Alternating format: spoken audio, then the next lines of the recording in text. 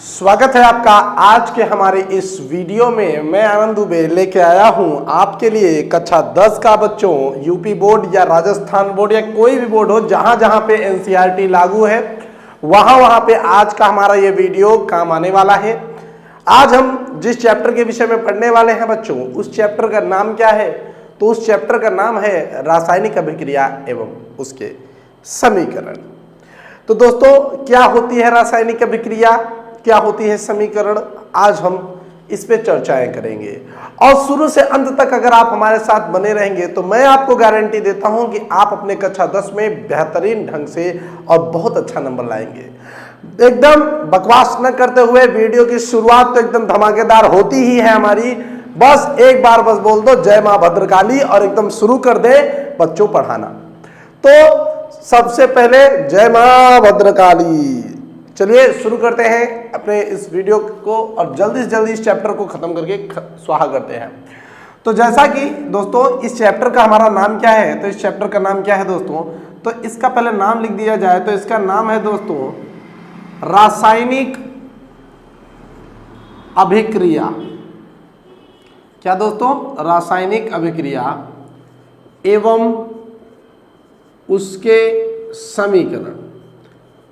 ठीक, या फिर आप समीकरण भी दिया है केवल आपके चैप्टर में, तो ये उसके भी नहीं दिया है, मैंने एकदम क्लियरिफाई करने के लिए उसका समीकरण लिख दिया है।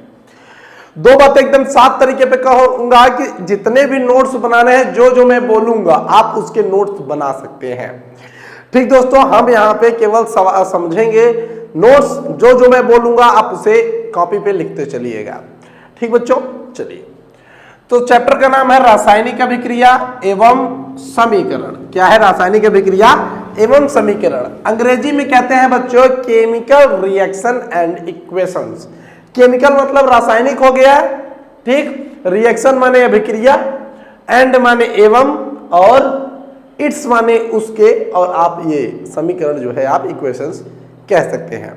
ठीक दोस्तों, अब शुरुआत अगर हम कहें तो आप समझिए कि आपका ये रासायनिक अभिक्रिया है क्या। तो दोस्तों अगर हम बात करें कि रासायनिक अभिक्रिया क्या है, तो इससे पूर्व हमें एक बात समझ लेनी चाहिए कि आखिर रासायनिक अगर हो रहा है तो कहीं पे कुछ है। तो अब मैं बता रहा हूं, ध्यान से समझिएगा। जैसे मान लीजिए आपकी गली की कोई एकदम पटाखा बमचिक रॉकेट मिसाइल जिसका नाम है रूबीना। क्या नाम है? रूबीना। आपके आपके गली मोहल्ले की कोई एकदम आइटम पटाखा रपचिक चीज जो है जिसे आप कहते हैं, तो ये मतलब एक लड़की है, आपको बहुत पसंद है, और ये कहीं पर देखिए ध्यान से समझिएगा, आप जब इसको मिलेंगे किसी पार्टी में, कहाँ मिलेंगे दोस्तों? आप किसी जगह पे इसको पार्टी में मिलेंगे, तो ये क्या करेगी दोस्तों? ये क्या करेगी? ये सबसे पहले क्या करेगी दोस्तों? अपने बाहरी आवरण को चेंज कर लेगी, मेकअप कर लेगी, दुई झब्बा लिपस्टिक थोप लेगी, पाउडर वाउडर जो है से नहा के खूब बढ़िया सेंट वेंट मार के, और आप तो बिगवा जैसा पहुंचे ही जाएंगे। ठीक, तो समझने का प्रयास करिएगा कि ये क्या करेगी, पार्टी वार्टी में अपने रूप को बदल लेगी। क्या करेगी? अपने रूप में को बदलेगी, यानी थोड़ा खूबसूरत लगेगी। अब वैसे ही अगर दिखेगी जैसा तुमको डेली दिखती है गधा, तो इम्प्रेस तो थोड़े ही ना हो गए, होता नहीं है।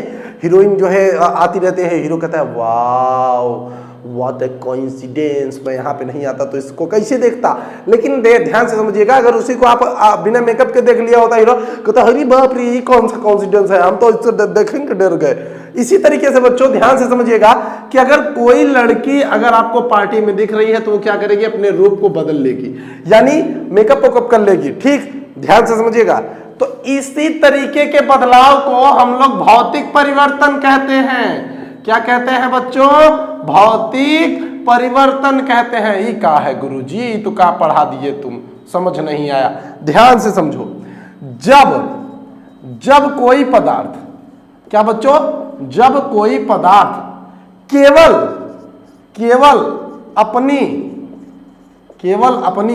भौतिक अवस्था बदलता है, जब कोई पदार्थ केवल अपनी भौतिक अवस्था को बदलता है। भौतिक अवस्थाएं क्या है? ठोस, द्रव और गैस, यही है। ठीक, तो जब कोई पदार्थ केवल अपनी भौतिक अवस्था को बदलता है दोस्तों, तो उसे हम भौतिक परिवर्तन कहते हैं। कैसे? कैसे कह दिया सर, समझाता हूं। आप एक पतीला लीजिए, पतीले के अंदर आप पानी रखिए, पानी को आप कहां रख दीजिए, आप रख दीजिए उसे फ्रिज में। अब वो क्या होगा, पानी जो है क्या होगा, जम जाएगा। पानी तो जम गया है ना। अब थोड़ा समझने का प्रयास करिए, क्या पानी जमा और पानी मीठा लगा? नहीं लगा ना। पानी मीठा लगा बच्चों? पानी तो एकदम मीठा नहीं लगा, पानी मीठा लगा ही नहीं। ठीक, तो दूसरा चीज समझिए, अगर उसी पानी को हम उबाल दें, क्या करें, अगर उसी पानी को हम दोस्तों उबाल दें, और वो क्या बन जाएगा, भाप, तो क्या पानी का टेस्ट चेंज होगा? नहीं होगा ना।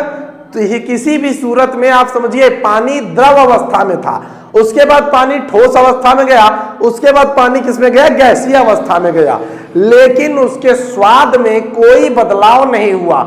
समझ रहे हैं? केवल वो अपने को क्या कर रहा है, अलग अलग जगह पे अलग अलग सिचुएशन में ढाल रहा है। जैसे ही रूबीना अपने को पार्टी में बहुत सुंदर दिखाने का प्रयास कर रही है और घर में एकदम ऐसे बन के जो है पड़ी हुई है, कोई मतलब ही नहीं है, कोई मेकअप वुकअप नहीं है, लड़कियां बाहर जाते समय ही जो है थोड़ा सस्ती सवरती है। और अगर यही रूबीना, अगर इसी रूबीना को हम लोग 10 साल के लिए ऑस्ट्रेलिया भेज दें, कहां भेज देंगे, 10 साल के लिए ऑस्ट्रेलिया भेज दे, तो ये जब वहां पे जाएगी, तो वहां पे जाएगी और आपसे अब आएगी, मान लीजिए आपको कहेगी हाय बॉयज, और क्या कहेगी, हाय बॉयज, और यहाँ पे क्या कहते हैं, अबे गधा है इधर आ, अब क्या कहेगी, हाय गाइज। तो यानी समझिएगा, इसके बाहरी का परिवर्तन तो होगा ही होगा। भाई ऑस्ट्रेलिया में जाएगी, वहां के रंग संग पहन के आएगी, थोड़ा मतलब आप समझ रहे हैं ना कि यहाँ से यहाँ तक थोड़ा यहाँ मतलब ऐसा रहन सहन हो जाएगा, और साथ ही साथ इसके अंदर भी परिवर्तन हो जाएगा।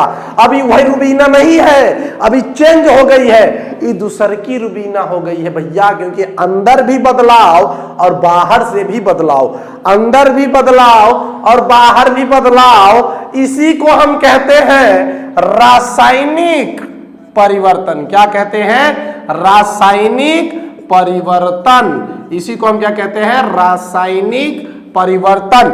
यानी समझिएगा, जब कोई पदार्थ आपस में क्रिया करके, या कोई पदार्थ, दो पदार्थ है आपस में क्रिया करके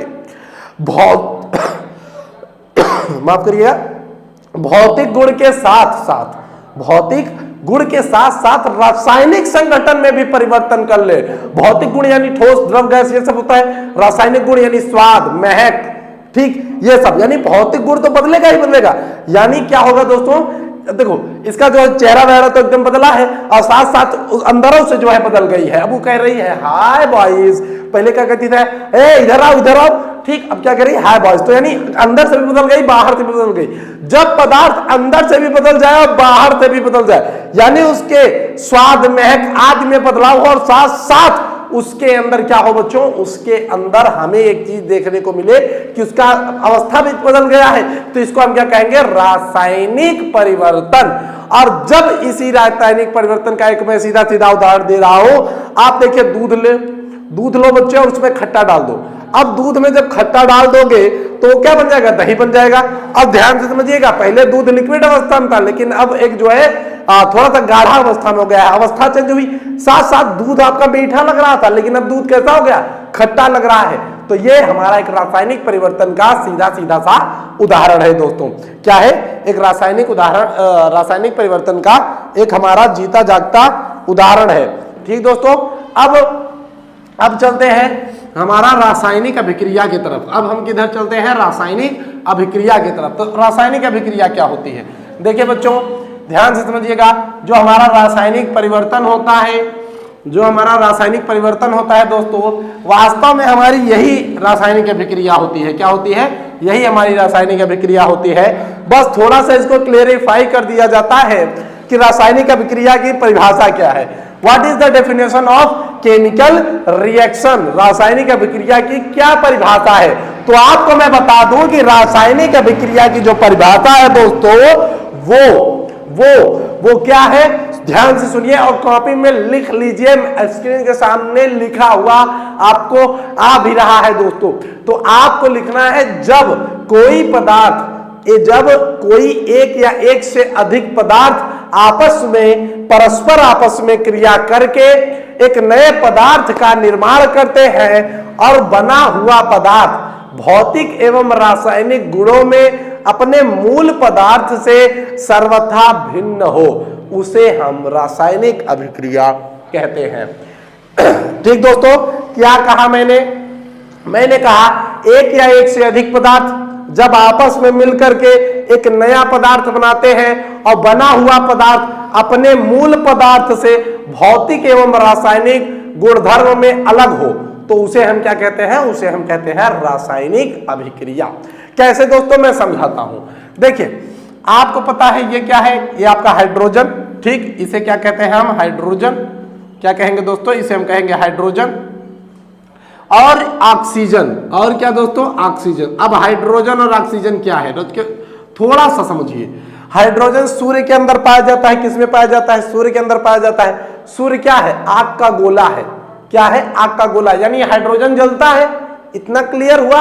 हाइड्रोजन किस आपका सूर्य किससे बना है? हाइड्रोजन और हीलियम से बना है। हाइड्रोजन का उपयोग आपके जहाज के ईंधन में भी किया जाता है, ठीक। तो हाइड्रोजन एक जलने वाली गैस है। कैसी गैस है भैया? ज्वलनशील गैस है। कैसी गैस है? ज्वलनशील है। ठीक दोस्तों, ऑक्सीजन, अगर बच्चों आप एक जो है मोमबत्ती जलाए, मोमबत्ती के ऊपर थोड़ा सा ले जाके कांच का बोतल, कांच का एक ग्लास रख दीजिए और वो आप कुछ देर बाद हटाइए कि देखिएगा कि मोमबत्ती बुझ गई। क्यों भैया, क्यों बुझ गई? क्योंकि वहां पे ऑक्सीजन था ही नहीं। जहां पे ऑक्सीजन नहीं होगा वहां पर दोस्तों, वहां पर आग लगेगी ही नहीं, यानी ऑक्सीजन भी ज्वलनशील है। मैं आपको सीधा सीधा उदाहरण देता हूं, आपके यहां पे बनता है कि नहीं ये नहीं पता, लेकिन मैं बता दूं, हमारे गांव में जब माता जी का हमारे चूल्हा कम जलता है तो माता जी क्या करती हैं? एक फूकनी होती है बच्चा, एक फूकनी होती है, उससे फूंक मार मार के जो है चूल्हे के अंदर आग को बढ़ा दिया जाता है, यानी हवा से आग बढ़ती है। हवा से आग बढ़ती है। ये कहावत भी है कि हवा आग में हवा देने का काम कर रहे हैं, ठीक। तो आग में हवा यानी ऑक्सीजन, ऑक्सीजन भी कैसा है दोस्तों? ऑक्सीजन भी आपका क्या है? ज्वलनशील गैस है। कैसा है? ज्वलनशील गैस है। लेकिन जो इससे बनता है, जो इनसे बनता है दोस्तों, उसे हम H2O कहते हैं। उसको हम क्या कहते हैं? उसको हम H2O कहते हैं। और आप मुझे बताइए कि पानी जलता है कि बुझाता है? जलता है कि बुझाता है? बताइए। बुझाता है ना, तो पानी क्या करता है? बुझाता है। यानी ज्वलनशील और ज्वलनशील दोनों चीजों को मिलाने पर वो क्या बन जाता है? बुझाने वाला चीज बन जाता है। इसीलिए मैंने कहा कि जब एक या एक से अधिक पदार्थ मिलकर आपस में क्रिया करके एक नए पदार्थ का निर्माण करें और बना हुआ पदार्थ अपने भौतिक अवस्था और रासायनिक अवस्था में अपने मूल पदार्थों से भिन्न हो, तो उसे हम रासायनिक अभिक्रिया कहते हैं दोस्तों। अब ये भौतिक अवस्था और रासायनिक अभिक्रिया में कैसे अलग है सर? तो ध्यान से सुनो बच्चा कि ये देखो, ये क्या है? ये तो गैस है ना, और ये क्या है? ये भी गैस है, ठीक। ये भी गैस और ये भी गैस। लेकिन ये क्या है भैया? अरे गुरुजी, ये तो लिक्विड निकला। ये क्या निकला भैया? ये लिक्विड निकला। ये तो भैया तरल निकला। ये गैस है और ये गैस और ये तो लिक्विड है। अरे गुरुजी सही कहे, इसका तो भौतिक अवस्था बदल गया हो। अब मुझे बताइए, हवा को ऐसे लीजिए, हवा को लीजिए, आप टेस्ट पाएंगे? नहीं पाएंगे भैया। लेकिन पानी को देखिए, उसमें भी टेस्ट नहीं होता है, मानते हैं। लेकिन आप कोई पानी देखिए, थोड़ा थोड़ा उसमें टेस्ट आ जाता है, तो कहीं कहीं पे गंदा पानी होता है। तो आप देखिए थोड़ा थोड़ा इसमें जो है रासायनिक परिवर्तन भी हो गया है।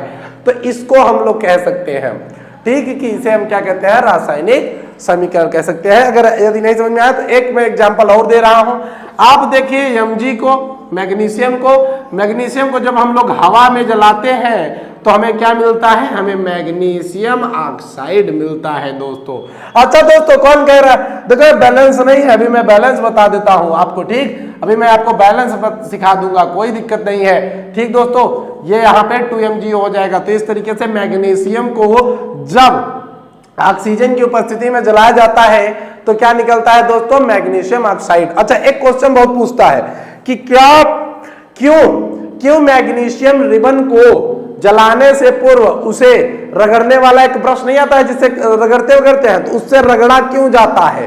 तो आपको लिखना है कि उस पे ऑक्सीजन की परत जम गई होगी, या उसको साफ करने के लिए मैग्नीशियम रिबन को जो है रगड़ा जाता है। दोस्तों काफी बार, बहुत बार ये आपसे पूछ चुका है। ठीक दोस्तों, आप समझ चुके होंगे कि रासायनिक अभिक्रिया क्या है और ये रासायनिक परिवर्तन क्या है। अब अगर हम आगे चलें तो अब हमारा अगला, आप समझ चुके हैं रासायनिक अभिक्रिया पाठ का मतलब, नाम। ठीक, अब आगे चलते हैं और समझते हैं कि समीकरण क्या है। ठीक दोस्तों, अब आगे हम चलते हैं और समझते हैं कि हाँ सर इतना तो समझ में आ गया, लेकिन अब समीकरण क्या है। ध्यान से सुनिए दोस्तों, ध्यान से सुनिए कि रासायनिक समीकरण क्या होता है।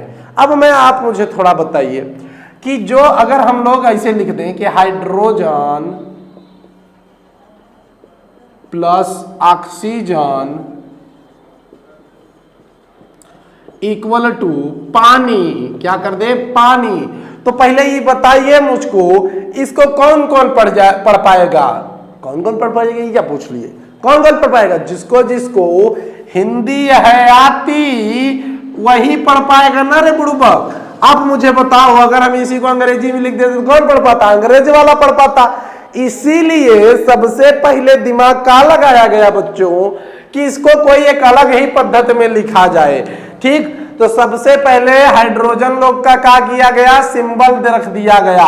हाइड्रोजन का क्या सिंबल दिया, क्या ले द्रवत्व के H देते हैं। अगर नहीं समझ में आ रहा है तो समझो, जैसे मान लो तुम्हारा नाम मान लेते हैं तुम्हारा नाम रुपेश है, मान लेते हैं तुम्हारा नाम रुपेश है। अब तुम्हारे घर वाले तुम्हें रुपेश ना बोल के बाबा, बिट्टी, गधा, कुछ तो कहते होंगे ना, कुछ तो कहते होंगे, जो कहते होंगे कि पेट नाम जिसका जिसका कमेंट करना, मैं पढ़ूंगा, पर्सनल पढ़ूंगा। ठीक दोस्तों, मैं पर्सनल पढ़ूंगा। तो मान लीजिए इसका रुपेश नाम है, तो भैया यहाँ पे केवल आर बोल दिया, कह दिया ए आर यहाँ तू चलाया। इसी तरीके से हाइड्रोजन का पूरा नाम H रख दिया गया, ऑक्सीजन का जो है O रख दिया गया। अब यह चौरों से बना था इसीलिए इसको HO कहा गया। अब इसमें जो है केमिकल बैलेंसिंग होती है बच्चों, इसीलिए H2O कहा जाता है। ठीक दोस्तों, तो समझने का प्रयास करिए। अच्छा अरे दोस्त, एक चीज तो और है, क्या है गुरुजी? देखिए दोस्तों, कुछ चीजें ऐसी हैं, जैसे आप देख लीजिए, आपका लोहा जो है 26 नंबर पे है। कितने पे? 26 नंबर पे यह तत्व है। इसका अंग्रेजी में नाम तो आयरन है गुरुजी, लेकिन इसको तो Fe लिखते हैं। तो इसका Fe का मतलब होता है फेरस। क्या होता है? फेरस। तो दोस्तों समझिएगा, अगर आप कोई भी एक वैज्ञानिक है और आप एक खोज करते हैं, तो आप किस भाषा में उस तत्व का नाम देंगे? अपनी भाषा में देंगे कि नहीं? अगर मैं हिंदी बोलता हूं तो हम इसको लोहा कहेंगे, और अगर आप ये लैटिन भाषा के होते तो शायद आप फेरस बोलते। इसी तरीके से सोडियम का नाम Na रखा गया, जिसका अर्थ होता है नाइट्रियम। इसी तरीके से बहुत से तत्व हैं इसमें जिनके नाम उनके जन्मभूमि के हिसाब से रखे गए हैं। बातें समझ में आ गई? अब मैं बात करता हूं रासायनिक समीकरण के बारे में। तो रासायनिक समीकरण क्या है? सीधे सीधे समझिए, तत्वों को उनके सिंबल, तत्वों को उनके चिन्हों द्वारा प्रदर्शित करना ही रासायनिक समीकरण लिखना होता है। अर्थात जैसे मैंने कहीं पर हाइड्रोजन, मान लीजिए कहीं पे हाइड्रोजन प्लस कहीं पर ऑक्सीजन इक्वल टू, मैंने यहाँ पे वाटर लिख दिया, तो क्या कौन समझ पाएगा? कोई नहीं समझ पाएगा। तो इसलिए हम H plus O equal to H2O लिखते हैं। और इसी को हम लोग क्या कहते हैं दोस्तों? इसी को हम लोग क्या कहते हैं? इसी को हम लोग कहते हैं रासायनिक समीकरण। ठीक दोस्तों, क्या कहते हैं? रासायनिक समीकरण। तो ध्यान से सुनिए, किसी रासायनिक अभिक्रिया में भाग लेने वाले पदार्थों को जब उनके प्रतीकों, उनके चिन्हों द्वारा प्रदर्शित किया जाता है, तो उसे हम रासायनिक समीकरण कहते हैं। यहाँ पे हाइड्रोजन, माफ करिए, यहाँ पे हाइड्रोजन को H, ऑक्सीजन को O और वाटर को H2O लिखना ही रासायनिक समीकरण का लिखना होता है। अब एक और बात समझ लीजिए, इस साइड के जितने, यानी आपके जितने लेफ्ट साइड के जितने भी तत्व होंगे दोस्तों, वो क्या होंगे? वो आपके क्या होंगे? वो आपके अभिकारक होंगे। क्या होंगे दोस्तों? वो आपके अभिकारक होंगे। जब इसके ऊपर कोई डेल्टा वेल्टा ऐसे कुछ लिखा है तो उसे हम उत्प्रेरक कहेंगे। क्या कहेंगे? उत्प्रेरक कहेंगे। और इस तरफ का जो आपका जो तत्व यानी जो पदार्थ बना होगा उसे हम उत्पाद कहेंगे। क्या कहेंगे? उत्पाद कहेंगे। तो इस इधर वाले तत्वों को हम लोग अभिकारक, बीच में अगर आप कुछ भी MnO KNO3 आदि कुछ भी कोई भी एलिमेंट लिखा जाएगा तो हम उसे उत्प्रेरक कहेंगे। और इधर क्या कहेंगे? उत्पाद कहेंगे। बात समझ में आई? अब हम बात कर लेते हैं कि रासायनिक समीकरण लिखा कैसे जाता है, तरीके क्या होते हैं। तो सबसे पहले जो इसमें आता है दोस्तों वो क्या आता है? किसी भी रासायनिक समीकरण का मूल ढांचा लिखना। क्या होता है? किसी भी रासायनिक समीकरण का मूल ढांचा लिखना। अब मूल ढांचा क्या होता है? देखो, अगर जैसे हम समझ लो, अगर यहाँ पे मेरा हाथ है, अगर इसमें हड्डी नहीं होती तो भी ऐसे से झूल रहा होता। हम लोगों का पेट नहीं होता तो हम लोग ऐसे से झूल रहे होते। गर्दन पे अगर यहाँ पे देखिए, यहाँ पे अगर यहाँ पे ये वाली हड्डी नहीं होती तो हम लोगों की हड्डियां ऐसे से उड़ता रहता, ऐसे हो जाता ना। तो मूल ढांचा यानी हम लोगों को मूल ढांचा लिखना पड़ेगा जिससे कि रासायनिक समीकरण एकदम अच्छी तरीके से दिखे। तो ध्यान से समझिए इसका मूल ढांचा क्या होता है दोस्तों। तो सबसे पहली चीज कि जैसे देखिए यहाँ पे मैंने लिखा है आज मैं एक पानी बनने का पूरा जो है प्रोसेस लिख रहा हूं। यहाँ पे ध्यान से देखिए मैंने लिख दिया, ठीक। केमिकल बैलेंसिंग भी कर दी है। अभी मैं आपको केमिकल बैलेंसिंग जस्ट तुरंत इसके बाद सिखाने वाला हूं, ठीक। तो देखिए यहाँ पे मैंने दो तत्वों के बीच में ये प्लस का चिन्ह लगाया है। ये आपको जरूर करना है किसी भी रासायनिक अभिक्रिया के समय में। वो अभिकारक में भी होगा और वह उत्पाद में भी होगा। जैसे मान लेते हैं, यहाँ पे बनेगा नहीं लेकिन मान लेते हैं कि अगर कोई और तत्व बनता तो उसे भी हमें प्लस लगा के तब लिखना पड़ता। यानी एक पदार्थ को आप अलग तरीके से लिखेंगे, दूसरे पदार्थ को आप अलग तरीके से लिखेंगे। फिर इधर भी आपको जो है एक परमाणु को या फिर अणुओं को इस साइड में रखना होता है और इधर भी अलग अलग रखना होता है। इस बीच में इधर बीच में हमको इस एरो का मार्क लगाना पड़ता है, इस तीर का मार्क लगाना पड़ता है। इसके स्थान पे आप बराबर का मार्क नहीं लगा सकते हैं, ठीक। समझ में आया? आपको यही मूल समीकरण का ढांचा है। अब साथ में अगर कोई अभिक्रिया ऐसी है जो कि दोस्तों जैसे मान लेते हैं कोई एक ऐसी अभिक्रिया हो जो कि पुनः वापिस हो जाए। यानी जैसे मान लीजिए आपका एक अभिक्रिया है N2 + H2 equal to NH3। ये अभिक्रिया आपका इधर भी होता है और तुरंत उसके बाद इधर भी हो जाता है। तो इसको हम लोग इस जो है उत्क्रमणीयता के चिन्ह से दिखाते हैं, इस चिन्ह से दिखाते हैं दोस्तों। बातें समझ में आई? कुछ ज्यादा लॉन्ग बातें नहीं है इसमें, इतनी सी बात थी, ठीक दोस्तों। तो यहाँ पे देखिए नाइट्रोजन और हाइड्रोजन जो है मिले हैं और ये आपका तत्व बन गया है। अगर ये ऐसा है कि जैसे यहां से आपका इधर जा रहा है, ठीक, आपका इधर से ऐसे जा रहा है, तुरंत उसके बाद ये फिर से बन जाए, ठीक, तो इसे हम लोग कहेंगे। जैसे यहाँ पे आप जानते हैं कि भैया हाइड्रोजन और ऑक्सीजन को बनाने के बाद वो पानी बन जाता है, पानी से तुरंत वापस वो नहीं बनता। लेकिन यहाँ पे N2 + H2 जैसे ही यहाँ पे मिलता है दोस्तों, क्या होता है यहाँ पे तुरंत ये अमोनिया बन जाता है और अमोनिया को तुरंत छोड़ने के बाद ये नाइट्रोजन और हाइड्रोजन में वापिस उसी प्रकार से टूट जाता है। बात समझ में आई? अब हम आगे चलते हैं दोस्तों और देखते हैं कि क्या होता है केमिकल बैलेंसिंग, कैसे किया जाता है केमिकल बैलेंसिंग दोस्तों, ठीक। तो अब आगे के वीडियो में हम देखेंगे कि केमिकल बैलेंसिंग कैसे किया जाता है। तो दोस्तों इस वीडियो में आज के लिए इतना काफी रहेगा। हम आगे की वीडियो में केमिकल बैलेंसिंग को देखेंगे, ठीक दोस्तों। मिलते हैं अगली वीडियो में।